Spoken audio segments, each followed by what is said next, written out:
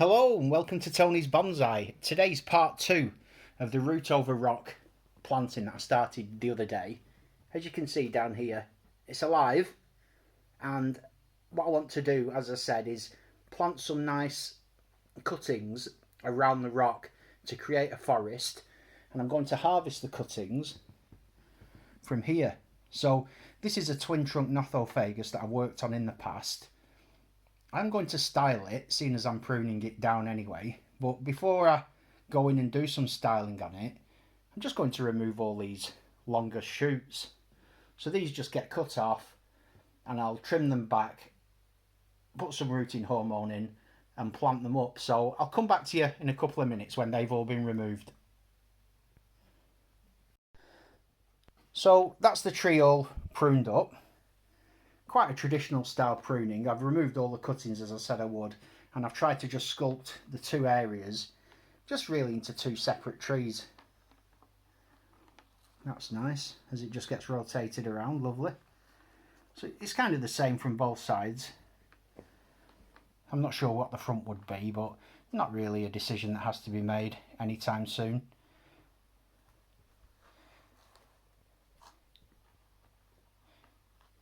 Nice. So when I talked about this tree in the past, I mentioned possibly removing one end of the tree, either that side or that side, just to turn it into a more traditional kind of form of tree. And the comments went mental. Basically, people said, what are you even talking about? The tree is a twin trunk, mother and daughter. And I have to say, on most occasions, the comments are right. And this was certainly one of those occasions. It's really grown on me, just as a kind of double apex tree, this.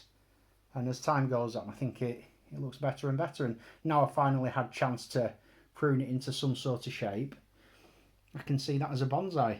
So the cuttings have all been removed. Next job, carnage cam, down on the floor. These are all the cuttings I've removed. I'm going to process those and get those planted into this pot. I've had a good look at this rock now, and I've placed this little marker in the front there, and that is the very front of the composition. And if you notice, it's bang in front of the rock. And in terms of the design of this planting, my idea is that the rock will be visible through a kind of thicket of trees. So I'm going to have trunks coming in front of the rock, to the right and to the left. And the challenge for me is making it look natural, so that I can almost peer through to see the rock behind without it looking like a kind of parting of the waves. I don't want it to look like Moses splitting the sea for the Israelites. Is that right? Am I mixing up my religion there? But anyway, I don't want it to look like that. I want it to be almost a challenge to see through to the rock on the other side. And you can see, I didn't include the mossing in the previous video, but you can see I've added moss all over this rock. And again, that's to protect the muck until the muck is ready to be washed off. So I'm going to come back. I'm going to go in now, take all these cuttings, which I'll dip in the Clonex. And my thinking is I'll put the shorter ones at the front, bigger ones at the side, try to get them leaning in a slightly outward movement, which is what you get in a larger sort of group, and just sort of work my way through, and I'll come back to you when they're in place. Here we go. My dad's just showing you a cutting down there. So what I've done is I've stripped the bottom leaves off. So I've got a whole range of sizes, and they'll just get prodded into the bonsai soil.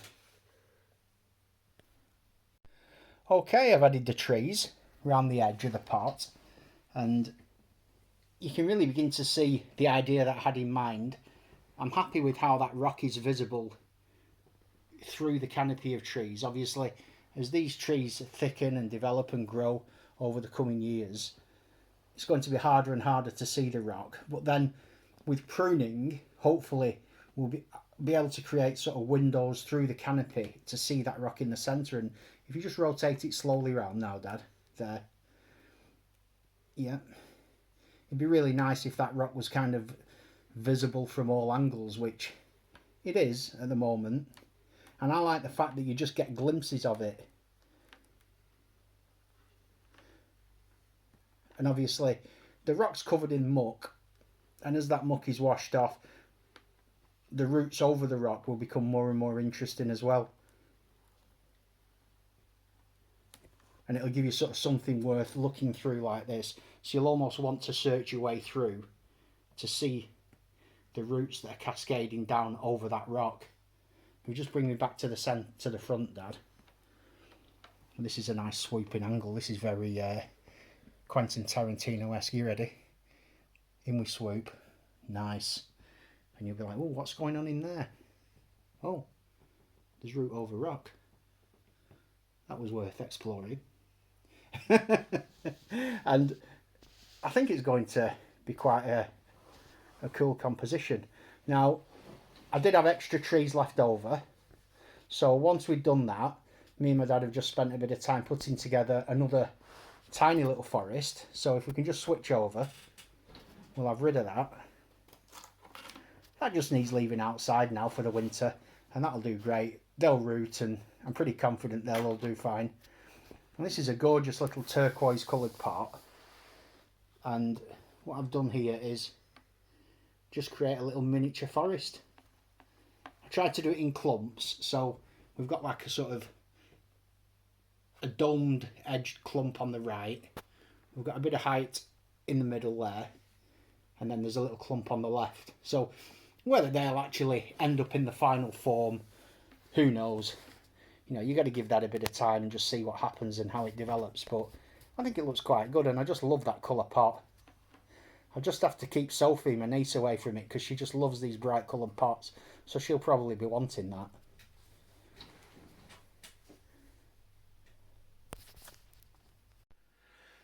Well, that was part 2 of creating this root over rock forest. Absolutely love stuff like this. This little Penjing style group forest, root over rock, whatever you want to call it. Just the creativity that it offers you, and the chance to create something quite unique in the future. I find it fascinating. So, as always, thanks for joining us. Have a great day. I'll see you soon.